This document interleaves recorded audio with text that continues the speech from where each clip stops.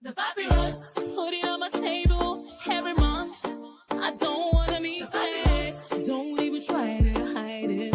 No, I don't wanna lose it. And you see how it is, it's so inviting. The papyrus, we're all so alive. The papyrus. Hello, welcome to the Papyrus TV News Update. First, the headlines. Women to drive African 29 trillion economic transformation. VP Shettima. Federal government warns against storage of explosive.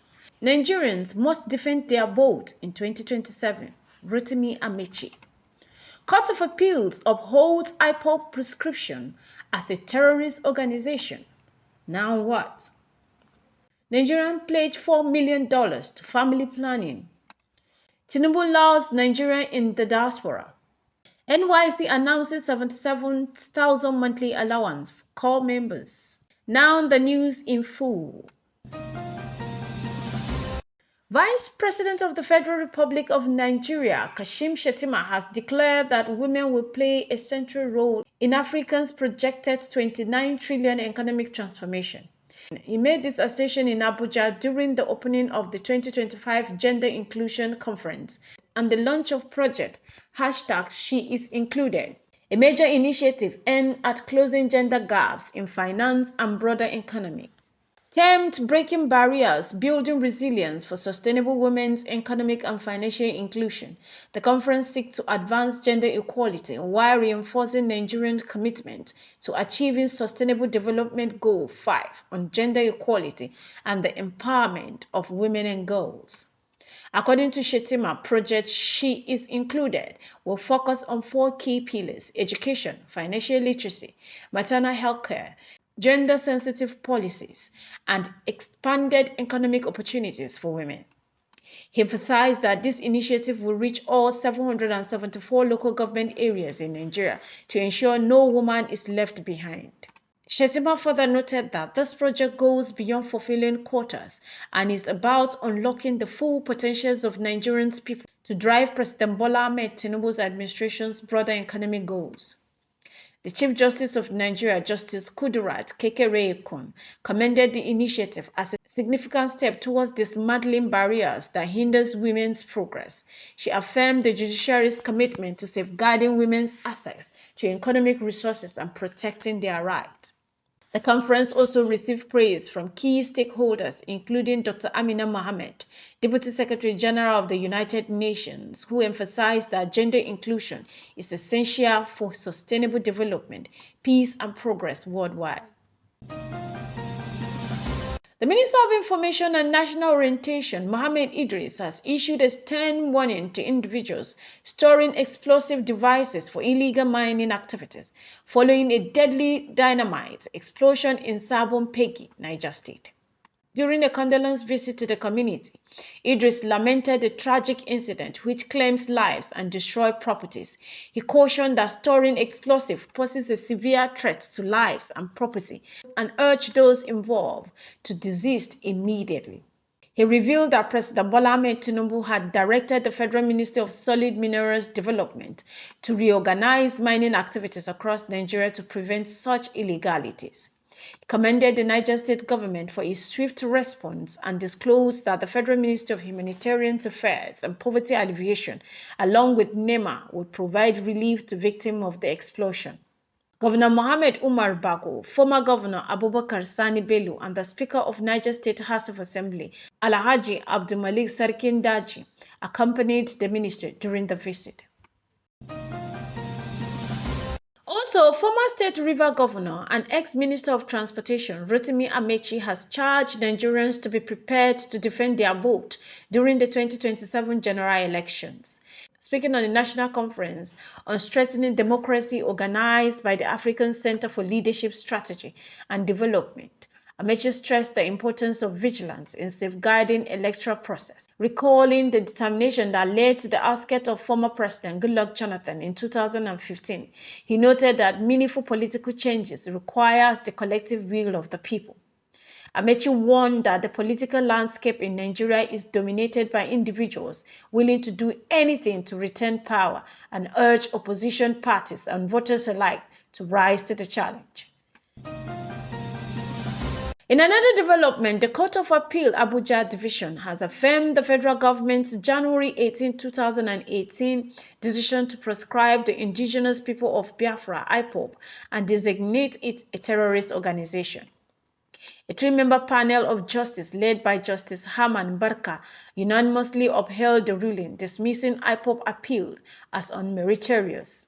The court held that the prescription was lawful and justified given IPOB activities, which were deemed threats to Nigerian security and sovereignty. The appellate court resolved all issues raised by IPOB against the group, emphasizing that national security considerations outweigh any argument for the group's continual existence as a legal entity. Moving on, Nigeria has reaffirmed its dedication to advancing family planning with stakeholders pledging approximately $4 million to drive efforts towards achieving universal access to family planning service by 2030. This was revealed at the 8th Nigerian Family Planning Conference, NFPC, held in Abuja. The event brought together over 1,297 participants on site and around 4,000 online attendees, including representatives from international partners, women focus groups, and other key organizations. The conference emphasized collaboration through the Nigerian Health Sector Renewal Investment Initiative to sustain advancement in family planning. In a communique signed by Dr. Ejike Oji, chairman of the Association for the Advance of Family Planning, AAFP, it was disclosed that the private sector organization pledged financial commitment for the next 6 years to support family planning initiative. The conference achieved several milestones, including landmark attendance from local and international stakeholders, youth groups, and people with disability. It also secured commitment from the National Assembly to advocate for increased budget allocation for family planning at sub-national level. Participants identified challenges hindering inclusive family planning data in Nigeria, such as poor census practices, inadequate funding for research, and limited awareness of vital registration system. The AFP urged stakeholders, including government agencies, NGOs, and youth-led organizations, to implement the recommendation by 2027 to ensure equitable and sustainable family planning services. The organization also acknowledged the support of development partners, including the Federal Ministry of Health, UNFPA, FP 2030, and the Bill and Melinda Gates Foundation. President Bola Ahmed Tinubu has praised Nigerians living abroad, describing their positive contribution as an inspiration to younger generation. He made this statement in Abuja while receiving letters of credence from 4 new envoys, including Pasquale Salvaggio, the High Commissioner of Canada to Nigeria, and Dr. Julius Eve Sanda, High Commissioner of Sierra Leone. According to Bayo Ononuga, the President's Special Advisor on Information and Strategy, Tinubu commended Nigerians in Canada for their achievement in education, sports, science, health, and business. Salvaggio highlighted Nigerians' importance as Canada's largest trading partner in Africa and expressed Canada's interest in expanding partnership in oil and gas, ICT, and agriculture. He noted the Nigerian diaspora in Canada is dynamic and influential, with Nigerians holding key roles in government, science, and business. During the discussion with Dr. Sandy, Tinubu reiterated Nigerians' long-standing support for Sierra Leone, emphasizing efforts to promote regional stability. The president also received Ethiopia's ambassador, Legacy, Jeremy Haile, and Vatican envoy, Archbishop Michael Francis Kruti. Tinubu urged Ethiopia to collaborate on peace-building initiatives in Africa. Kruti commended Nigerians' educational advancement and poverty alleviation initiative through the Catholic Church. Tinubu expressed hope for strengthening ties with the Vatican in Nigeria. Finally, Brigadier General Yeshua Ahmed, Director General of the Nigerian Youth Service Corps, NYSC, has announced a significant increase in Corps members' monthly allowance, which will rise to 77,000 starting February 2025. Ahmed disclosed this while addressing the 2024 Batch C Stream 11 Corps members in Katsina State. He explained that the increment is already captured in the federal government 2025 budget. The month has already concluded, but once the budget is passed, you will begin to receive 77,000 instead of current 33,000 starting next month, he assured. The NYC boss encouraged corps members to demonstrate gratitude by fully committing to their service years, noting that the allowance increment was part of the government's effort to reward their dedication.